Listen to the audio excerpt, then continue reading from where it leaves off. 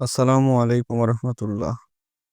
যে সকল রোগীদের সিজারের পরে পেট বড় হয়ে যায়, মাত্রা ছাড়া মোটা হয়ে যায়, তাদের জন্য কার্যকরী চিকিৎসা ক্যাপসুল ফিটবিট।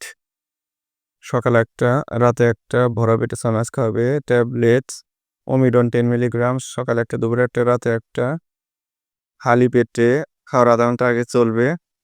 ট্যাবলেট এক্সাম মাপ 20 মিলিগ্রাম, সকালে একটা, রাতে একটা, খালি পেটে খাওয়ার আধা ঘন্টা আগে চলবে। উপদেশস্বরূপ নরম খাবার তথা আঁশ জাতীয় খাবার হতে হবে। প্রতিদিন খাবার তালিকায় শাকসবজি থাকতে হবে। বেশি বেশি পানি খেতে হবে। ফলমূল খেতে হবে। এতে করে রোগী সম্পূর্ণ সুস্থ হয়ে যাবে ইনশাল্লাহ।